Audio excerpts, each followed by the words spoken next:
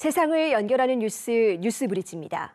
어린이와 청소년의 디지털 이칠 권리를 위해서 과거 게시물을 지워주는 시범 사업이 진행되고 있습니다. 2달 정도 됐는데 벌써 청소년들이 많이 신청했다고 하는데요.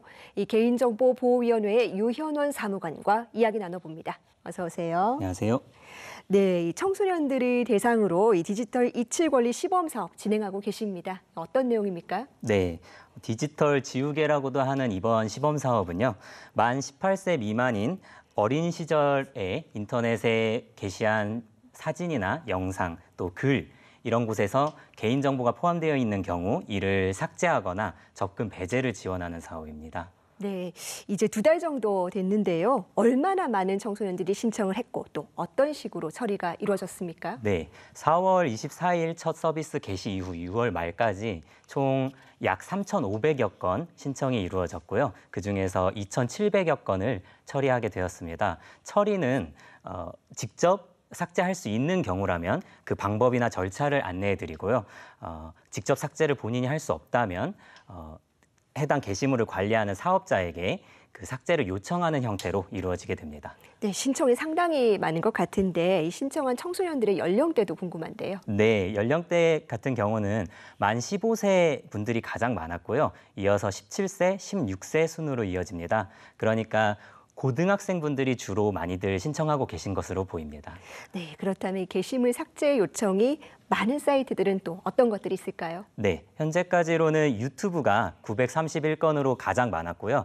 이어서 페이스북이 632건, 네이버가 593건, 틱톡, 인스타그램 순으로 이어지게 됩니다. 네, 그렇다면 이 청소년들이 어떤 경우에 신청하는 경우가 많았는지 몇 가지 사례를 좀 소개해 주시면 좋겠습니다. 네, 접수된 사례를 살펴보면 기본적으로 별다른 문제의식 없이 어렸을 적에 자기 사진이나 영상, 전화번호 같은 것들을 인터넷에 게시한 채로 지우지 않고 사이트 회원을 탈퇴하는 경우가 대표적인 사례입니다. 또 어린 시절 만든 계정이기 때문에 비밀번호를 잊어버려서 로그인이 불가능해서 삭제하지 못하는 경우도 많이 있는 것으로 보입니다.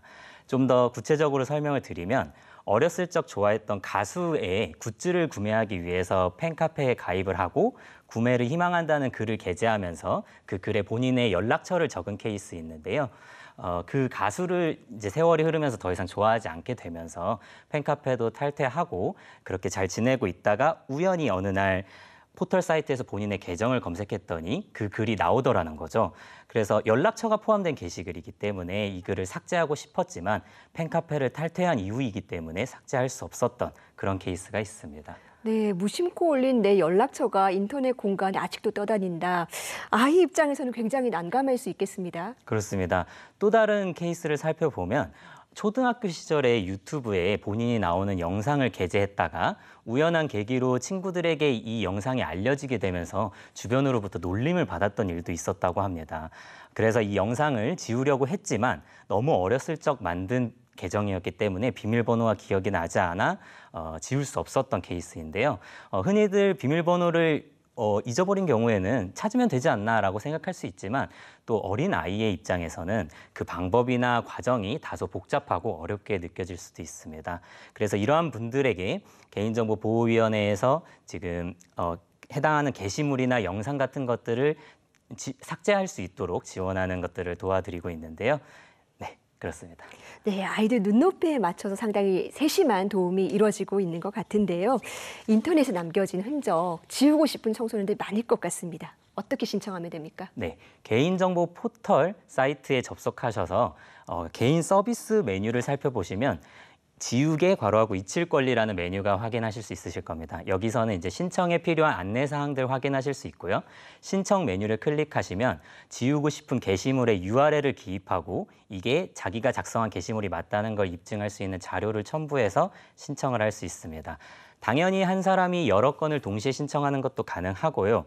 신청이 접수가 되면 담당자와 1:1 매칭이 이루어지고 상담을 진행한 후에 삭제에 필요한 자료들을 확보해서 사업자에게 삭제를 요청하는 형태로 처리가 이루어집니다.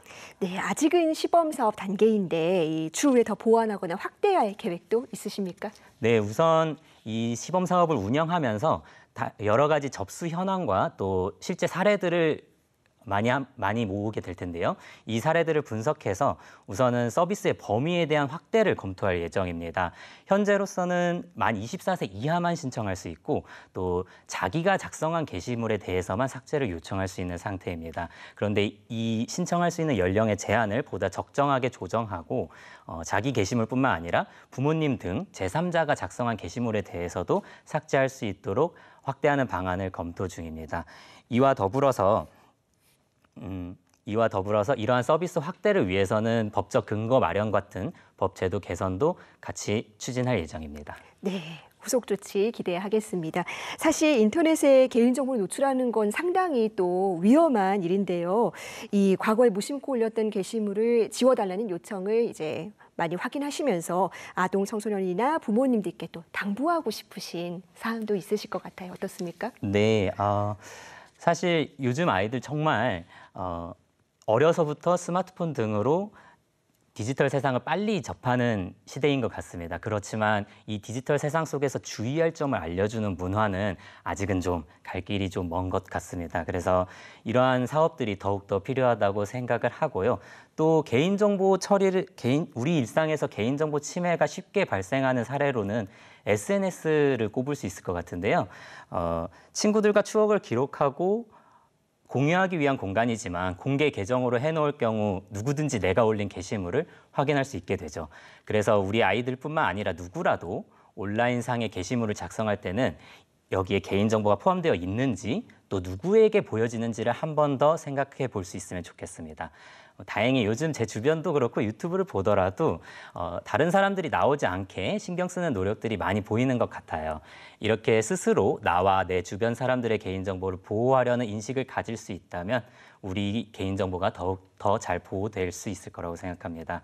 개인정보보호위원회도 더욱더 노력하도록 하겠습니다. 네, 인터넷에 무심코 올린 개인정보가 정말 예상치 못한 파장으로 이어지는 경우가 많습니다. 이 개인정보의 중요성, 앞으로도 관심 갖고 주의할 필요가 있겠다는 생각이 드네요. 오늘 말씀 잘 들었습니다.